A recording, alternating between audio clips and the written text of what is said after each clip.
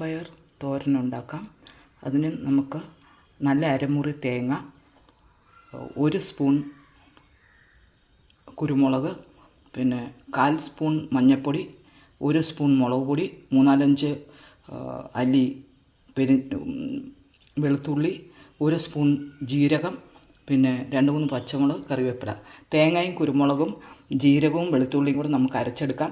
എന്നിട്ട് കറിവേപ്പിലയും പച്ചമുളക് കൂടെ ഒന്ന് കറക്കിയെടുക്കാം. അങ്ങനെ അതിൻ്റെ കൂടെ ബാക്കി തേങ്ങയും കൂടെ ചേർത്ത് നമുക്ക് അരപ്പ് എടുക്കാം. ഇനി നമുക്ക് കുക്കറിൽ വേവിച്ച് വെച്ച പയർ കടുക് പൊട്ടിക്കാം. അതിനുവേണ്ടി നമുക്ക് വെളിച്ചെണ്ണ ഒഴിക്കാം. 1 സ്പൂൺ വെളിച്ചെണ്ണ ഒഴിച്ചിട്ടുണ്ട്. അതിലേക്ക് നമുക്ക് കടുക് ചേർക്കാം. കടുക് പൊട്ടുമ്പോൾ നമുക്ക് അതിലേക്ക് നമ്മുടെ അരച്ച് വെച്ചേക്കുന്ന അരപ്പ് ചേർക്കാം.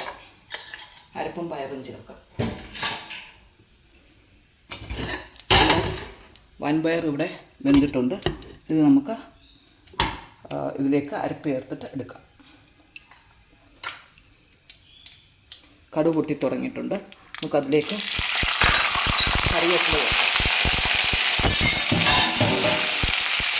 അരപ്പ് ചേർക്കാം.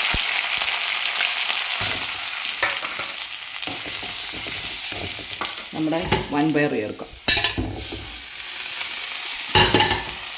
അങ്ങനെ റെഡി ആയിട്ടുണ്ട്. ഇനി നമുക്ക് ഇതിലേക്ക്